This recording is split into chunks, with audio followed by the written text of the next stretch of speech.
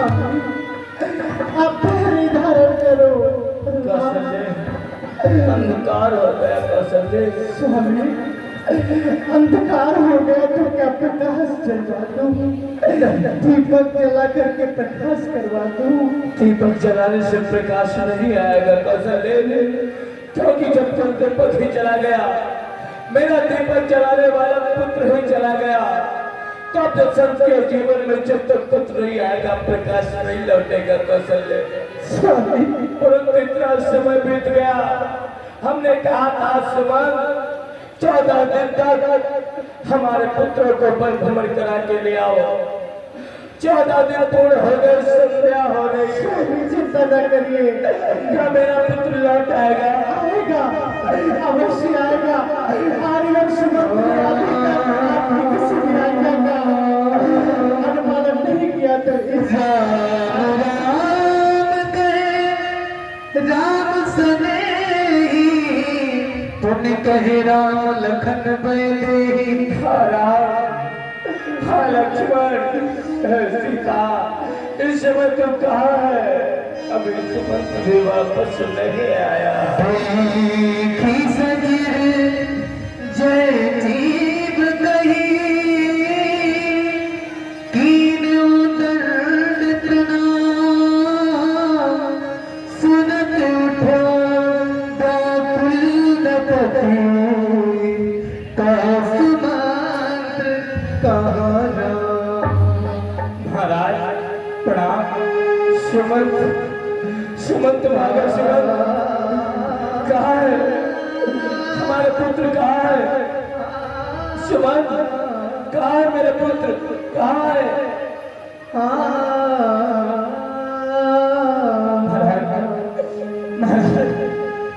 आप मुझे क्षमा करें, आप मुझे दंड दीजिए महाराज।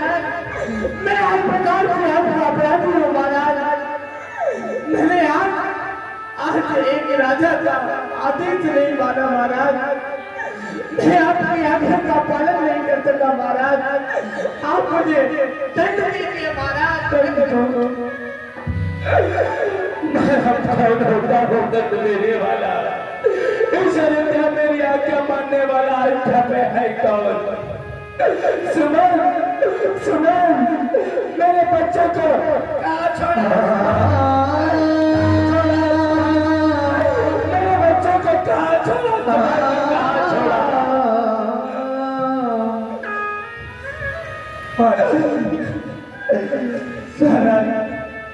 मैं आपकी आज्ञा का पालन नहीं कर सका महाराज, मुझे क्षमा करे।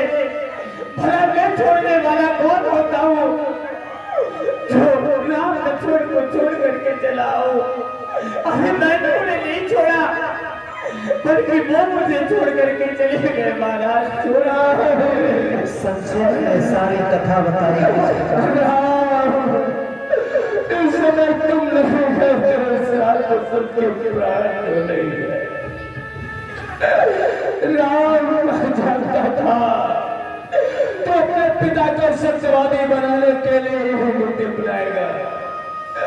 तूने भी मेरी आज्ञा नहीं मानी। हमने कहा कि सुमन आपत्ति के समय एक दिन भी 1 बरस का होता महाराज, फिर भी तुम उसे नहीं समझा पाए महाराज। मैंने हर एक प्रकार से आपको समझाने का प्रयास किया, परंतु उन्होंने कहा ये कोई आपत्ति नहीं है, मैं पिता की आज्ञा मान करके बन जा रहा हूँ। 14 वर्षों के लिए चले गए। प्रथम निवास उन्होंने तमसा के पास में किया, उसके बाद सुरसरी के पास में पहुंचे। वहां तकबीरपुर में उन्हें निषाद से भेंट की और निषाद ने उन्हें कर दिया महाराज।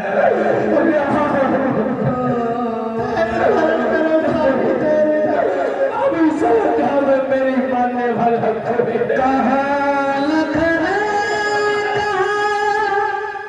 राम सनेही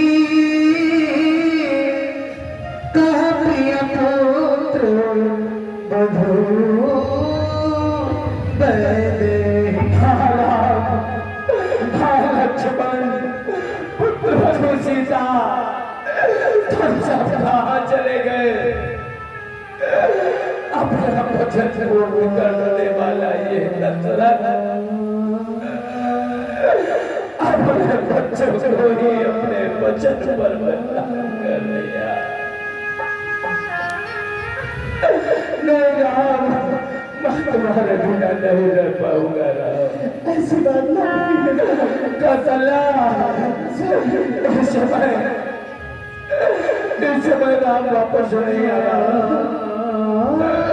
ये मेरे कर्मों का फल है, कर्मों का साप सुधियाई कौशल्य सब कथा सुनाई। कौशल्य, वो मुनि का शाप मिथ्या नहीं होगा। कौन मुनि है? कौन सा? इसी के कारण आज हमें पुत्र की पीड़ा सहनी पड़ रही है जो असहनीय है, क्योंकि मुनि का श्राप मिथ्या नहीं होगा। कौन मुनि स्वामी? कैसे श्राप? क्या हुआ था? कौशल्य, जब हमारा तुम्हारा विवाह नहीं हुआ था, जब हम इस अयोध्या के युवराज थे, हम सब वेदी विद्या बाण का संधान करना जानते थे। हमारी इस विद्या की ख्याति पूरे विश्व में फैली थी। उस अपने मान के मद में आकर मैं रात्रि के समय में आखोट के लिए जाया करता था।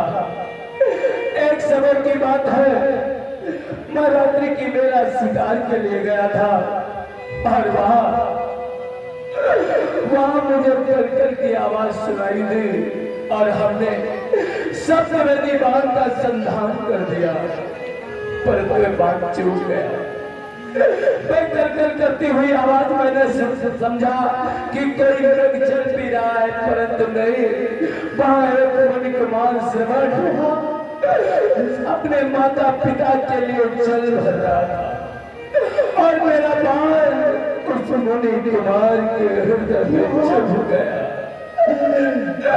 मेरे पाप से मुनि कुमार श्रवण की हत्या हो गई, परंतु एक बाण से हत्याएं नहीं हुई, 3 हत्याएं हुई। वो कैसे?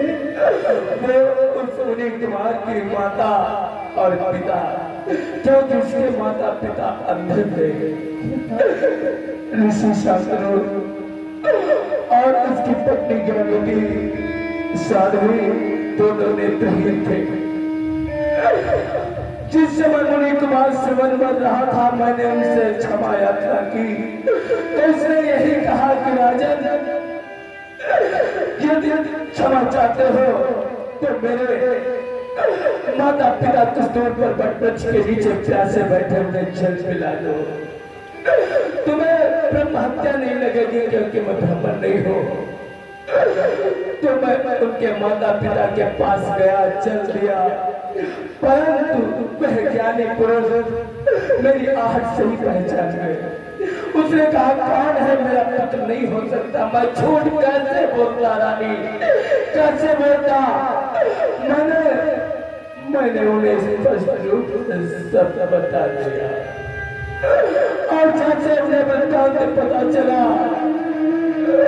उस गुरु ने मुझे साफ दिया था कि पापी, आज मैं अपने पुत्र वियोग में तड़प तड़प कर मर रहा हूँ।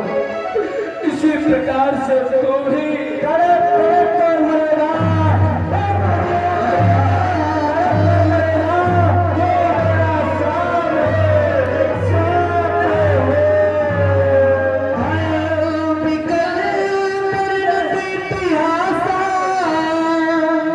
राम हित धिग जीवन आसा, सो तनु राखी करब मैं कहा, जहि न प्रेम तनु मोर निगाह। उसने कहा कि तू भी पुत्र वियोग में तड़प तड़प कर मरेगा। उसके पश्चात उस मुनि ने अपने प्राण त्याग दिए। जो अपराध आपसे हुआ है वो जानबूझ के नहीं हुआ था। उसके बाद उसकी पत्नी ने कहा अरे पापी, आज मेरे पुत्र की लाश पड़ी है और मेरे पति का सौंपड़ा कोई अग्नि देने वाला नहीं है। जा, तेरी भी मृत्यु होगी, मुझे भी अग्नि देने वाला कोई नहीं होगा। अरे आज वो दिन आ गया कौशल्य, क्योंकि मेरे चार पुत्र होते हुए दो वन में है, दो निहाल में, मुझे अग्नि देने वाला अयोध्या में कोई नहीं है। इसलिए आज साफ कार्य करना होगा, क्योंकि कर्मों का लेकर उड़ता नहीं है। रघुनंदन प्राण प्रीते तुम्हारे जियत बहुत दिन बीते। जानकी लखन हार भुवर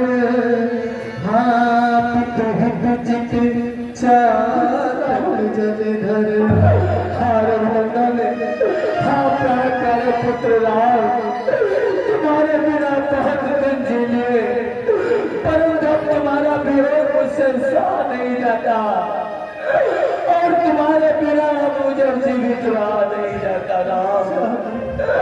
हाँ पुत्र बनो सीता, हाँ लक्ष्मण, हाँ राम, तुम सबने मेरे वचन का पालन किया, परंतु मिथ्या वचन जो हमने कर दिया। महाराज जनक तो राम के स्वागत पर वचन दिया था उनकी पुत्री सीता राजरानी बनेगी। अब तो मैं पूरे राज के मुख दिखाने योग्य ही नहीं